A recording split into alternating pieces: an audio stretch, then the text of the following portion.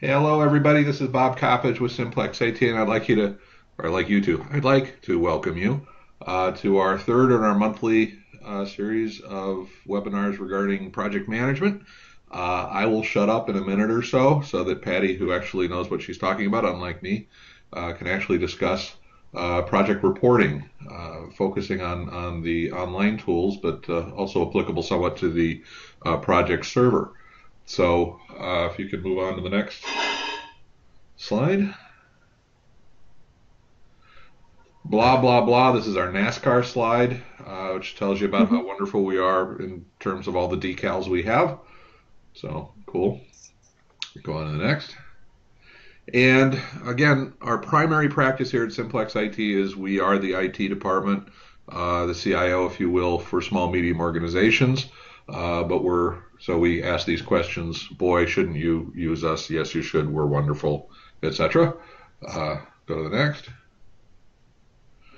And as this is part of the Simplex-PM practice, which we've just started slowly rolling out starting last month in December, Patty is the lead of this, where we are providing project management, training, support, nurturing, however you want to call it, for small to medium organizations and focusing on Microsoft Project, but beyond that. The other one, which we haven't talked a lot about, is the Simplex DBA practice, which Doug Tombo will be heading up, and you'll hear more about that in the next month or two, focusing on corporate data and health, integrity, performance, and that sort of thing. So, okay, go to the next.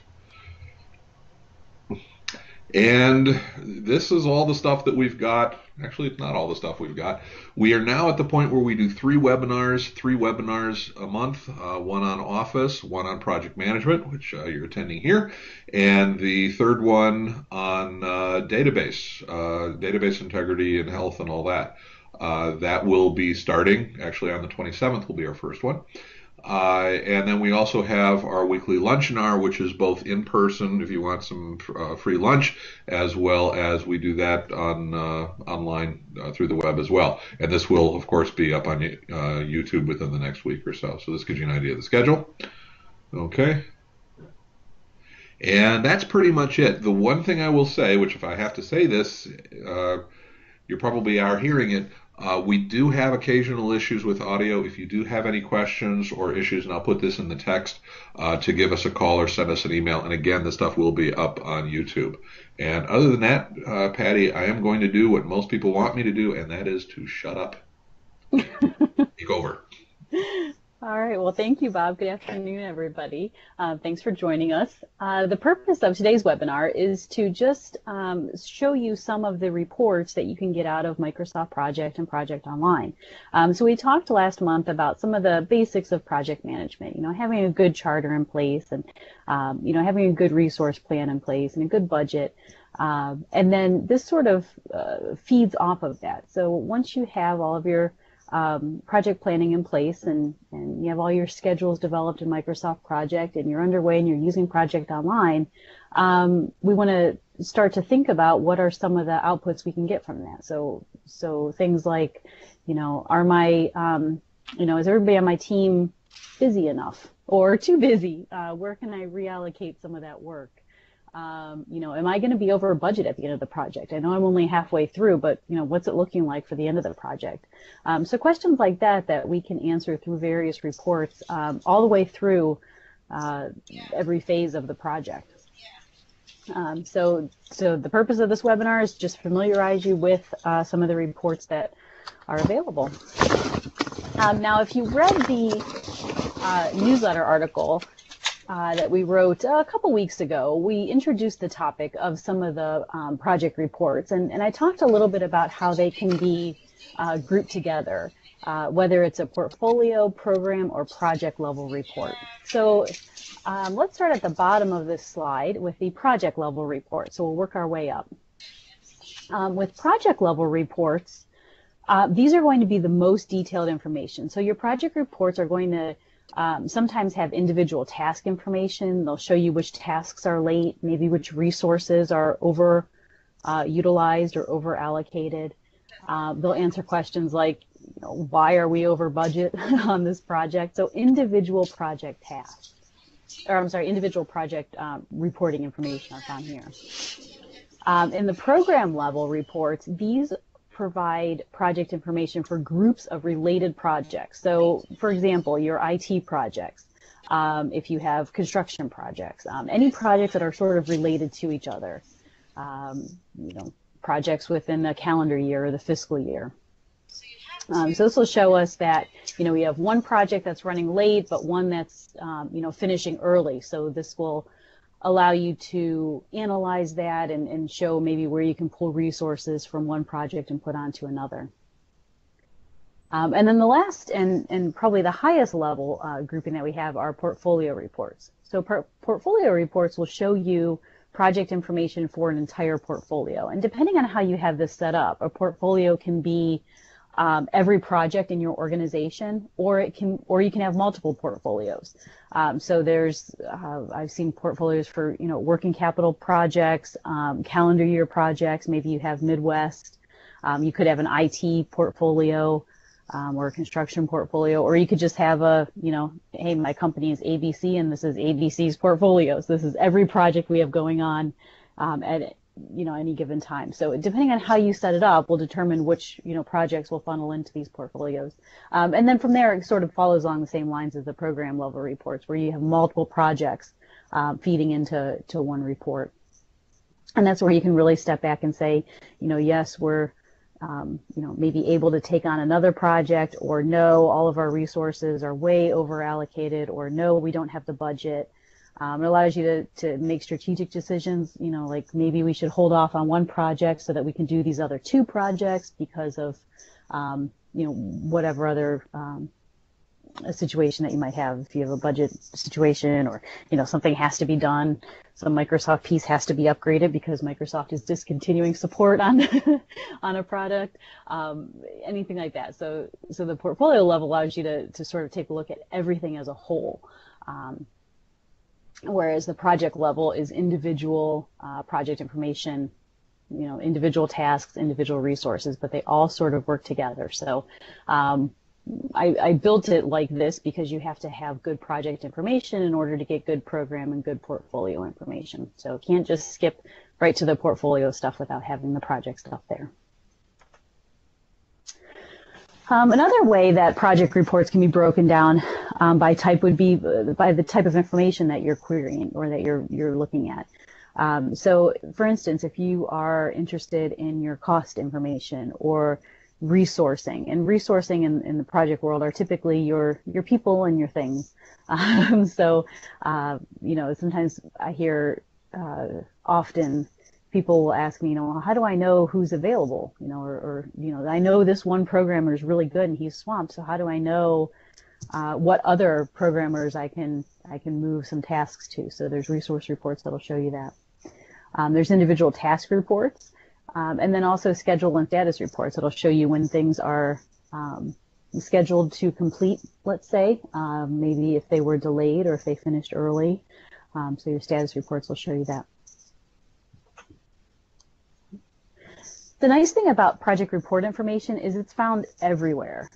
So you can find project information or reporting information right in Microsoft Project. You can find it on Project Online and also in Project Web Access.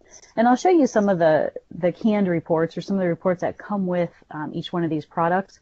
But just keep in mind that you can customize pretty much anything that you're going to see in this webinar. So if you're looking at one report and you think, oh, I like that, but I wish that this field was in there, or I wish it was sorted in this way or grouped in that way.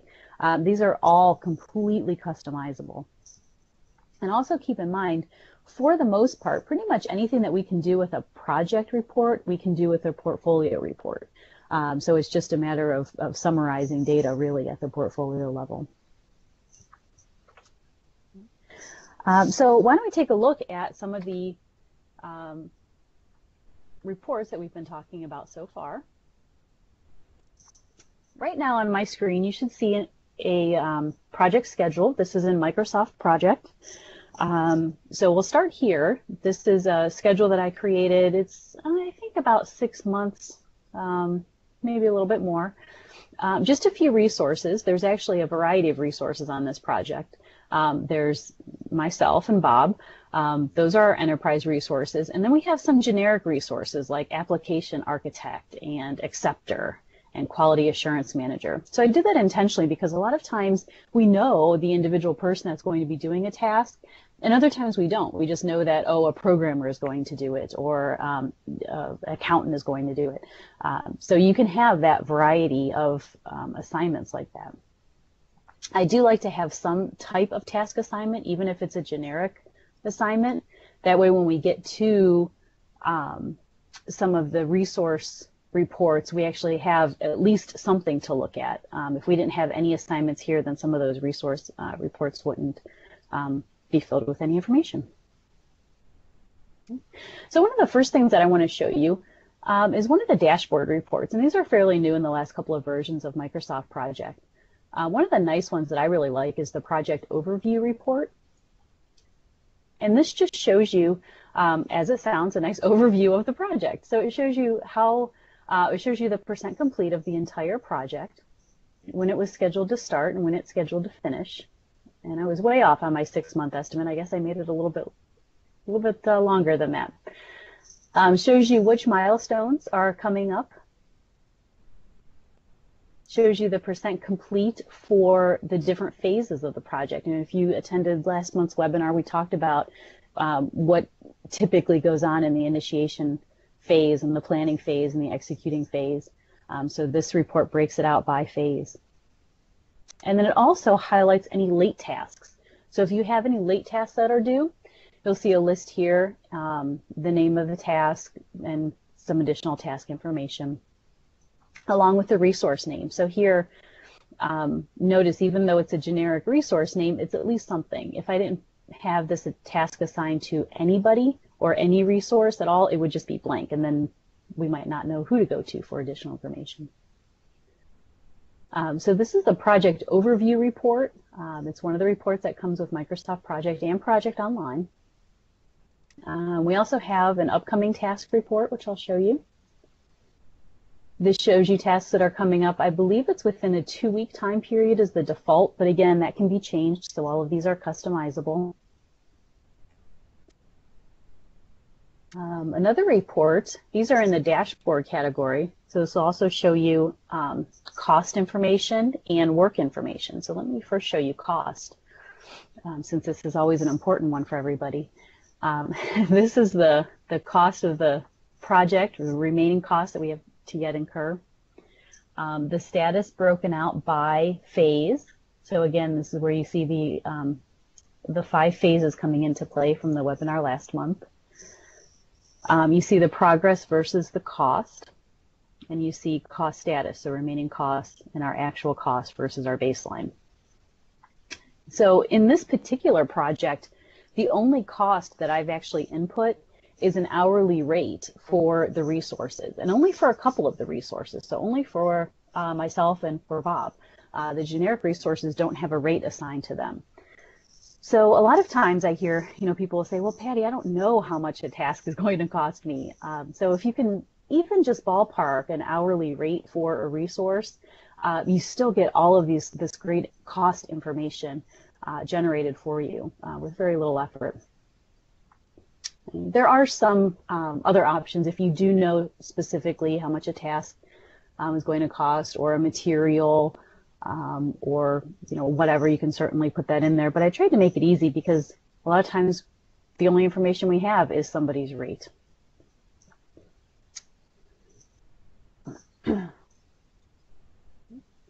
I'd like to show you just a few more reports in Microsoft Project from some of these different categories, and then we'll move over to Project Online.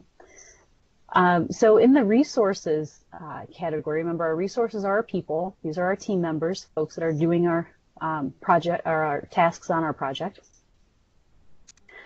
So here's an overview by work hours. So you can see here all of the different resources that we have assigned here. You can see my generic resources. And you can see Bob and myself. And you can see the actual work that was done in blue. This is the actual completed work. And then remaining work to be done in orange. The work status chart shows you the percent of work done by all the resources. And then below, you have a resource status. So this is the remaining work for all of the resources. And again, you see the same resources listed here. And some of them don't have any tasks assigned, which is why you're seeing the zeros or the NAs. And the ones that do have tasks assigned, you'll see information here. So this is just showing us remaining work. Again, completely customizable. If you wanted to see not only remaining work, but maybe work complete, we could add a column here as well. In the cost category, you have a nice cash flow report. Again, all the information that you're going to see here is just from a hourly rate that I put in for my resources.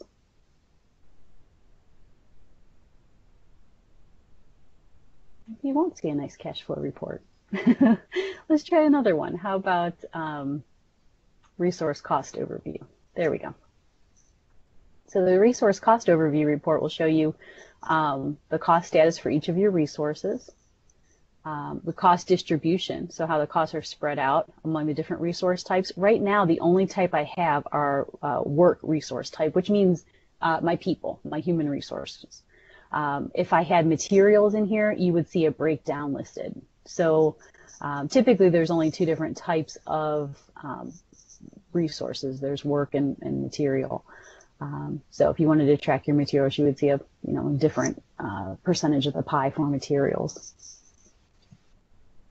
And then additional cost information, the actual work hours, cost for each resource, and then I just put in a standard rate.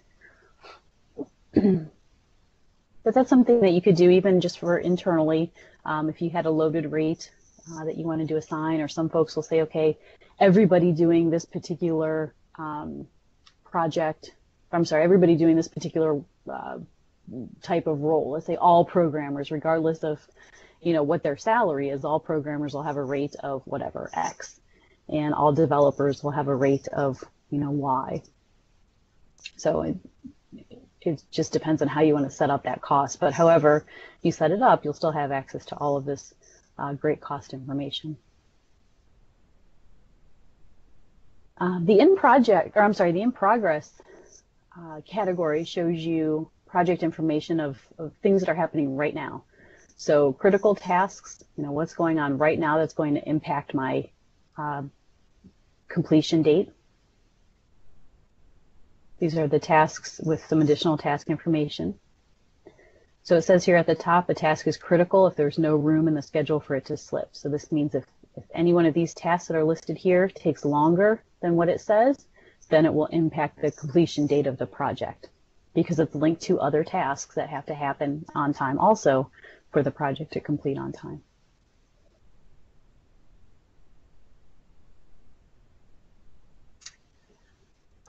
There's a milestone report, which I think I only had one milestone in this. Oh no, I'm sorry, I had two in this project, but you can see any ones that were late, coming up next, or completed. Milestones basically by default don't have any duration, so it's just typically I use them to mark the completion of something. So yay, the project charter was complete, or the scope statement was complete.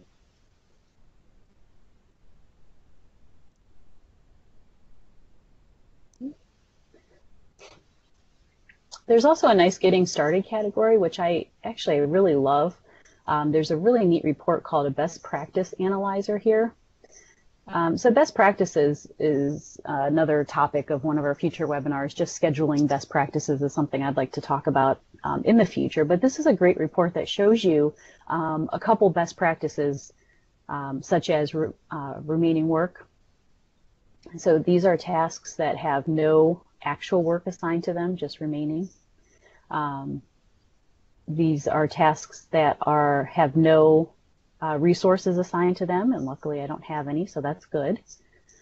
These are tasks with durations of less than 8 hours. That's actually a scheduling best practice. Your task should be somewhere between 8 and 80 hours. So these are my tasks that have a duration of less than 8 hours, which they're 0 days, which means that they're a milestone, and I'm going to say that that's okay. And then summary tasks with assigned resources. So typically we don't assign resources to summary tasks. And this report shows us if I had any assigned to a summary task. Remember, the summary tasks are your bold tasks that sort of do your grouping in your project. So that was under the getting started category. Really neat, quick, easy way to make sure that you haven't made any either typos or accidental mistakes that might cause problems with reporting in the future. There's, of course, the option to customize, and then it keeps track of the recent reports that you've looked at as well. So all of this information, everything that I showed you there in Project, can also be viewed in Project Online. I just chose to do it in Project because I prefer it in Project. It moves a little bit faster for me. But now if we switch over to Project Online, I can show you here, this is a list of all of the projects that are going on at any given time. So these are all the projects. You would consider this my portfolio or the Simplex portfolio. Again, most of them are just here for demo purposes, but this is a portfolio of all of my projects. Okay. And at a quick glance here, I can see that I'm looking at the tracking view.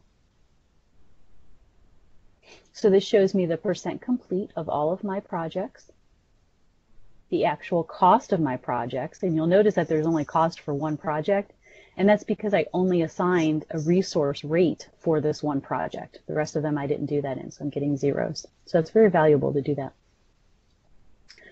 The actual duration and actual finish, and none of them are finished yet, so I don't have anything in my actual finish column.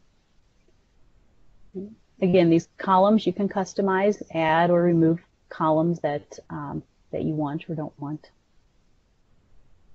And then the Gantt chart over on the right is really interesting. It shows you a few things. The gray bar at the bottom shows you your baseline. So your baseline is what you intended to do. That was your project planning. You know, this is what we plan to do. We plan to start it on this day and finish it on this day. The light blue bars shows you reality. It shows you this is what's going to happen. You know, there may have been some changes going on in your project. Some tasks took longer.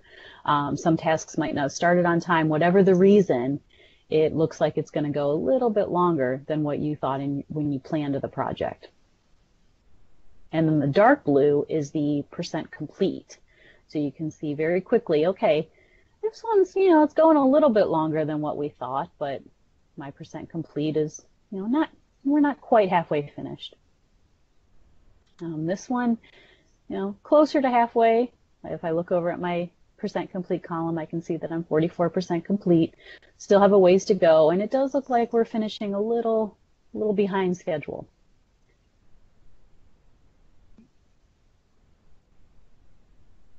Also in this view, I'm looking at the tracking view right now. Also in this view, I have cost information. One thing I wanted to mention before we switch views is the zooming in and zooming out. So if you have projects that, you know, maybe your projects are only a couple months long, but you still want to track them, that's perfectly fine. You can see them just by zooming in. You can see a little bit more detail, or zooming out, you can see a little bit less detail. So sometimes it's nice to see, you know, which projects you have coming down the pipe a few months or a few years out. Or you may want to zoom in to see some more detailed information.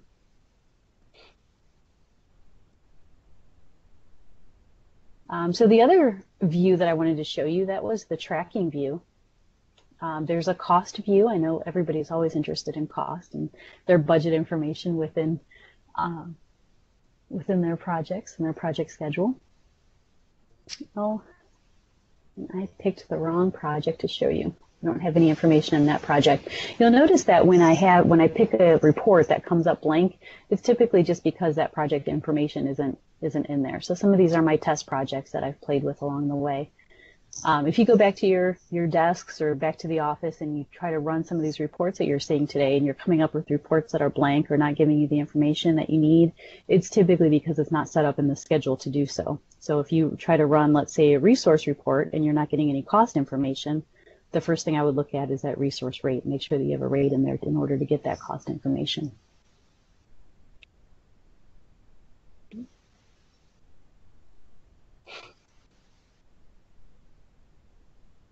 So here's the same project that I saw in Microsoft Project that we were looking at.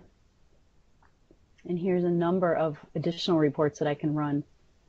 A lot of them are similar to what we saw in Microsoft Project, and some are a little bit different. Assignments are the task assignments, so who is assigned to complete this task.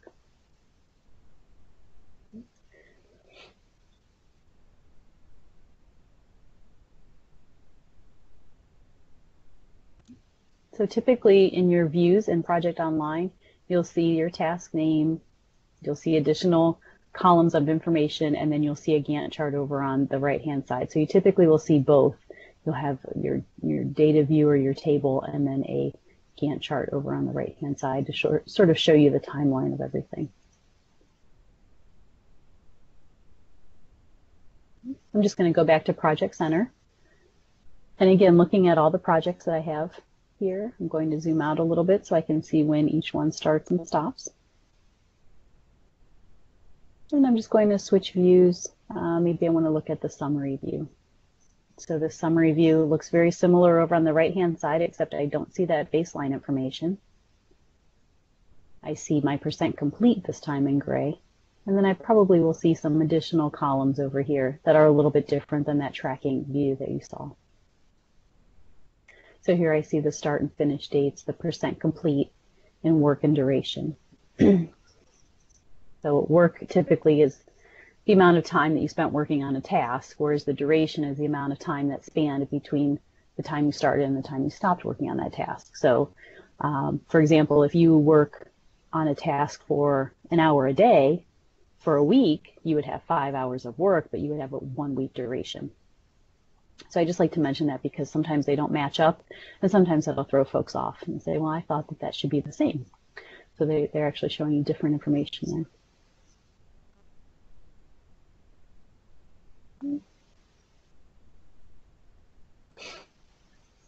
Earned value is a nice report. Earned value will show you different variance information, what you thought you would spend versus what you spent. Schedule information, schedule variance, cost information. So in addition to just the cost, you can see if something is behind schedule or ahead of schedule. And also how that plays in at the project completion. There's a variance at completion as well.